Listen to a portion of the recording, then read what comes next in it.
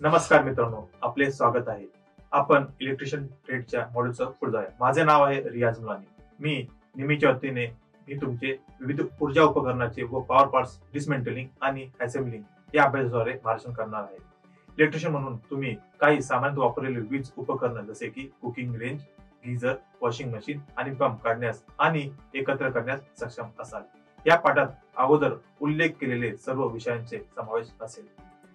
हा अभ्यास पूर्ण झाल्यावर तुम्ही पुढील गोष्टी करण्यास सक्षम व्हाल. Cooking range, geyser, washing machine आणि पंप सेट काढणे. सदोष भाग ओळखणे. आवश्यक असेल तिथे सदोष भाग चांगल्या भागांनी बदलणे.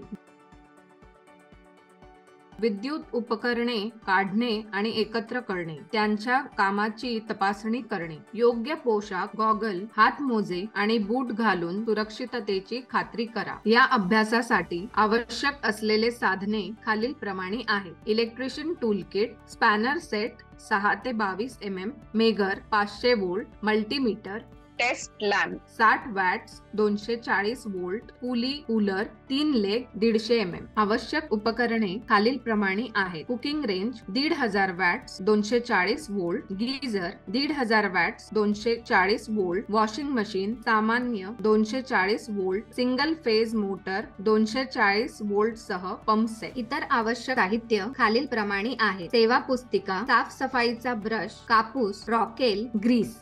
कुकिंग रेंजची दुरुस्ती करून हा अभ्यास सुरू करूया. इलेक्ट्रिक स्टोव्ह हे सपाट स्पायरल कॉइल द्वारे वैशिष्ट्यीकृत आहे जे विद्युत प्रवाह चालू असताना गरम होते. तिथे कोणतीही ज्योत नाही, परंतु कॉइलच्या चमकाने आपण विद्युत प्रवाहाची तीव्रता पाहू शकता. या कॉइल मधून उष्णता थेट तुमच्या भांड्यांमध्ये हस्तांतरित होते. इलेक्ट्रिक स्टोव्ह मध्ये कुकटॉपच्या पृष्ठभागाला झाकणाऱ्या काचेच्या सिरामिकच्या शीट खाली कॉइल किंवा दडलेल्या कॉइल्स असू शकतात. स्टोव्हच्या खाली मायक्रोवेव्ह ओव्हन देखील जोडलेले असते. चाचणी सुरू करण्यापूर्वी कुकिंग रेंजच्या नेम प्लेट तपशिलांचे निरीक्षण करा आणि ते तपासणी फॉर्म मध्ये भरा. वीज पुरवठा खंडित करा आणि टर्मिनल बॉक्स उघडा. विविध विद्युत घटक वीज पुरवठ्यासाठी असतात, त्याला टर्मिनल बॉक्स म्हणतात. Selector switch, indicator lamp, range timer, thermostat चे स्क्रू तपासा आणि त्यांना घट्ट करा. घटकाच्या चांगल्या स्थितीसाठी त्यांची डोळ्याने तपासणी करा. प्रत्येक पृष्ठभाग गरम करणे. घटक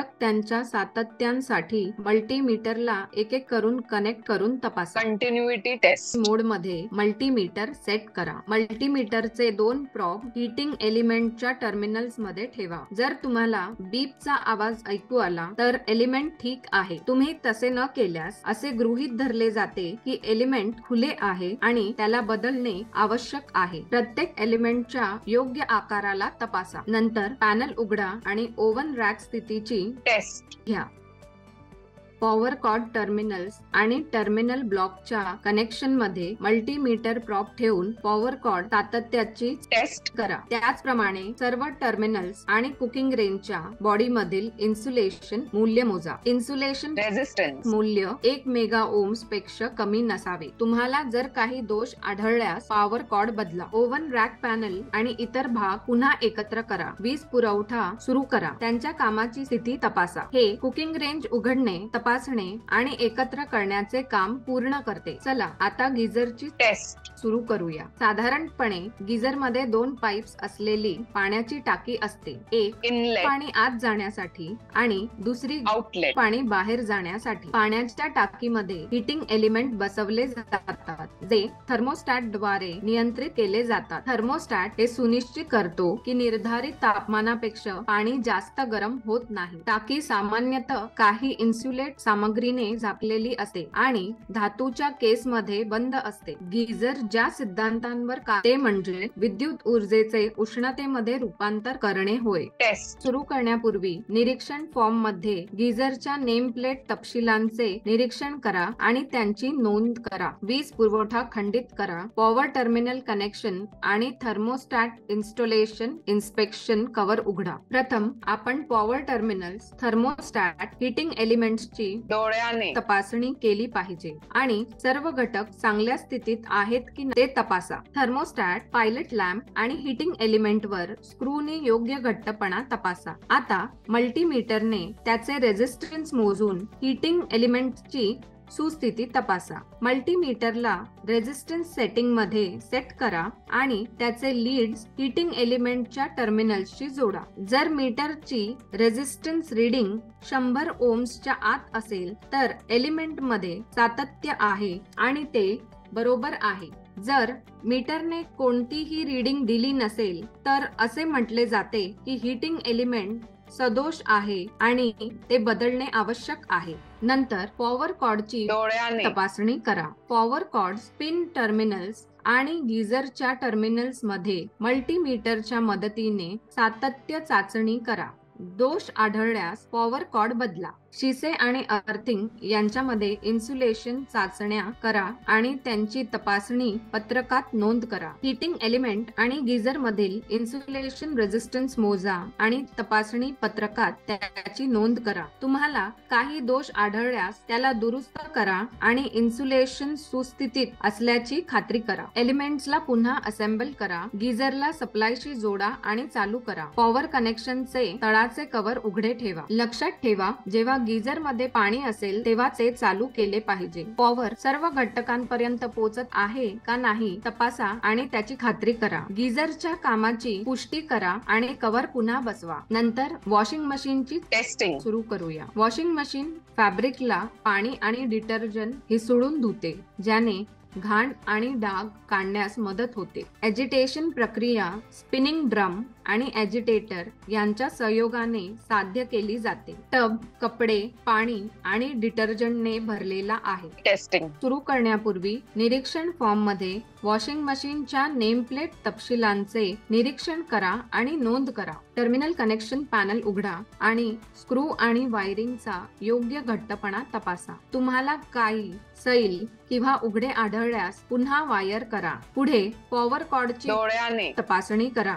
मल्टीमीटरच्या मदतीने पॉवर कॉर्ड, पिन टर्मिनल्स आणि मोटरच्या टर्मिनल्स मध्ये सातत्य चाचणी करा. वॉशिंग मशीन मधून वॉशिंग मशीन ड्रम काढा. शाफ्ट पुली किंवा ड्रम बेल्टचा घट्टपणा तपासा. ड्रम तपासा आणि परत ठेवा. इनलेट पाईप आणि आउटलेट पाईप त्यांच्या चांगल्या स्थितीसाठी तपासा. आउटगोईंग व्हॉल्व त्याच्या कार्यस्थितीसाठी तपासा. यांत्रिक कंपन शोषण्यासाठी मशीन मध्ये वापरलेले रबर बुशिंग तपासा. मेगर वापरून मोटरची इन्सुलेशन चाचणी करा. प्रत्येक मोटर टर्मिनल्स आणि मोटर बॉडी दरम्यान मेगर टर्मिनल्स ठेवा आणि इन्सुलेशन रेझिस्टन्स मूल्ये तपासा. इन्सुलेशन रेझिस्टन्स मूल्ये 1 मेगा ओम्स पेक्षा कमी नसावीत. काही त्रुटी आढळल्यास त्या दुरुस्त करा. दुरुस्त केल्यानंतर मोटरचे कार्य तपासा. सर्व काही ठीक असल्यास ड्रम पुन्हा एकत्र करा.